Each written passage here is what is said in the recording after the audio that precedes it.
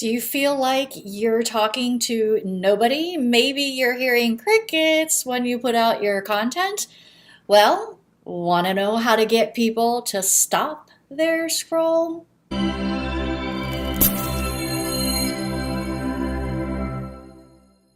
Hi there, I'm Vickie Gould, the Words Lady, and today I'm going to share with you 3 tips on how I get responses like, "Oh my gosh, you're in my head," with the content that I put out. So let's just dive right into it. Number one, you want to get people to stop their scroll, and you get to do those in 2 different ways: visually and through your copy. So visually is, with your eyes. So that means photos or videos that are catchy. I remember when I first started doing photo shoots for my branding for my business, I wanted, that cafe outside with the little computer and this cute little table and maybe a little drink and, that kind of thing, because everybody else had it and it looked so cool. What I realized was that everybody has that picture, and it didn't cause anybody to stop and want to see what I had to say.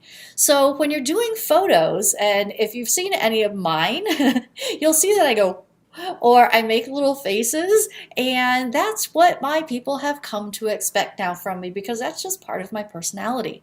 Now, if you're doing video, you can do lots of things like, you can do this, you can, be outside, you can have motion going on, and, sometimes I've even done things like this where, like, I start the video and I'm not even in the picture, and I kind of, do one of these and then come sit down, and I've seen other people do similar things as well. You can even, kind of do one of these where it's like you start talking and then poof, here you are. When you do things like that, it gets people to stop scrolling and pay attention. So visually, that's how you get them to stop their scroll. Now, when you think about copy, you need to do that thing where, you're in their head and they feel like you're in their head. You want to start talking about what it was like for you when you had struggles like they had. You want to maybe ask your clients if you don't really know, but really you should, because your client is usually somebody who is you, just 1 or 2 or 10 steps behind you, right? I remember when I was putting out my very first book, and I remember when I was putting out my 10th book. And the one thing that was the same was that little yellow button. That little button that was like, "Hit me so you can publish and your book can be live." And I remember looking at that button every single time. The button was daunting me, whether it was the first book or the 10th book, it was the same. And the thoughts that went through my head were like, "Oh my gosh, is this really happening? Am I doing this? Is it okay? Will it be judged? Do they like it? Will they like it? Is anybody going to read it? What if there's a typo in it? What if there's a grammar mistake in it? What if I hit publish and there's something wrong with it and I have to fix it?" All those thoughts went through my head. And guess what? When I share those thoughts, that's what people come back to me and go, "Oh my gosh, that's exactly what I had been thinking too." So ask yourself, what did you need to hear? What were the thoughts that were going through your head? Because you want to be able to get to where they are now so that they feel like you've been there too, right? And here's a tip: share your story. Share an instance that you struggled. I'm not talking about a timeline. I'm not talking about like I was born and, not that kind of story. I'm talking about an instance or a moment in time that you struggled, and share your thoughts, your fears, as if you're talking to your best friend, not like you're talking to somebody that you just met. And make sure when you're talking to them, you're not talking from up here, because we all hate that, right? You've probably been to like an event where a speaker's like, "I've done all these awesome things and you want to be awesome like me too, so be like me because I'm so cool." And you're sitting down here struggling with something, thinking, "Okay, that is a little unreal. They're a little too perfect. I don't think I'm really like them. They don't relate to me." And then it's a matter of you don't even really want to be like them either, right? So while it's great and definitely beneficial to share your credentials and what you've done. Don't just keep talking from up here. Bring yourself back down to the time when you struggled so that they can see, oh, she gets me, he gets me. They understand. Oh, and because they've been here and now they're here, I now see the possibilities for myself that I can get out of this situation with their help, with your help, potentially, so that they can go from here to there, right? So make sure with your copy, with your photo, with your visuals, whatever it is, you can get them to stop their scroll and say, oh my gosh, you're in my head, you get me, and they have that connection. The second thing you want to do is to be a little more fearless and bold about what you're saying. Now, I don't mean be in their face or anything like that. Now, we all know that there are a couple personal development coaches, probably you've seen them, that are a little out there, a little loud and like rambunctious. That's usually not my style. If it's yours, whatever, it's not mine. But I don't mean to be in their face like that. But being very truthful is actually very helpful and refreshing to people. And remember, your brand is what you stand for. You need to create brand awareness by actually taking a stand on something. It doesn't have to be controversial, but take a stand, right? And when you take a stand, it's about standing for them in possibility as well. And they're going to feel that from you. I remember that for the longest time, I let people get away with their excuses about, oh, I just don't have time for a book. And I realized that it was code for I'm scared, I'm not sure how to do it, I don't know what my topic is, what if it's not good, what if nobody reads it, what if I'm judged, like all the what ifs. And it was not doing people any good, it was not serving them well to coddle them and go, oh, I understand, it's okay, when you figure it out and when you decide you have time, then come to me, I'm a book coach, I'll help you. It really wasn't doing any good for anybody because guess what? That book needed to be out. It needed to be doing the good and helping people because being stuck in their head was not doing any good, right? So I got to a point that I started saying to people, look, I get that you feel like it's going to take a lot of time. But if you really look back in the past year, in the past week even, in the past month, and look at the time that you've wasted fiddling around with this or that, scrolling through Facebook, looking at Pinterest, doing whatever, you've probably wasted enough time in the last 12 months to write your book 1 or 2 times over. And they usually admit that, yeah, I'm probably right. And I have no problem helping people through the other fears and things that are going on. But I started saying to people, it's not that you don't have time, because you do.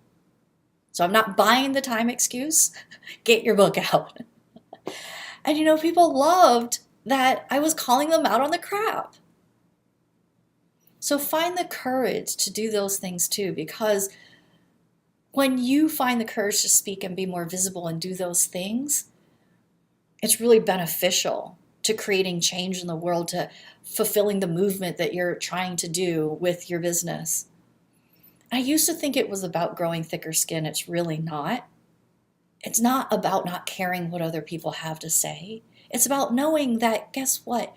You're going to get judged. Things are going to happen. That's okay, because guess what? It's about those other people. It's more important to be helping those people. And if you could just muster up that courage, you could give them a lifeline. And if you haven't heard the starfish story, I'm going to tell it. I love telling the starfish story. It's really applicable here. So in the starfish story, there's a little boy walking on the beach.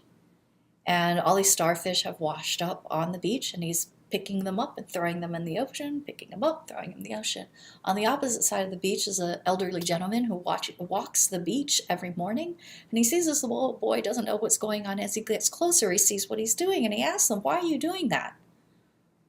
The little boy says, all of these starfish have washed up on the sea. There's hundreds upon hundreds, maybe thousands of them. And when the sun comes up, it's going to beat down on them. They're going to die. So I need to save them. And he bends down, picks up the starfish, throws it in the sea, and the elderly gentleman says, "You can't make a difference. There are so many of them. You can't save them all." And the little boy says, "Yeah, but I can make a difference to this one." And he bends down and he throws another starfish in. And here's the thing, you being bold, you caring about that one starfish, that starfish is your prospect, is your client, is that person who's waiting for your help. By being bold and finding the courage to be visible, say what you need to say, speak the truth in love, you're giving them that lifeline of bending down, picking them up, and throwing them back into the ocean. So think about that. When you go to post something and you're like, "I'm scared, I'm not sure I want to do this, I don't like having my face out there," whatever it is, it's more about them than it is about you. And third and last, teach people something and then leave them in their heart.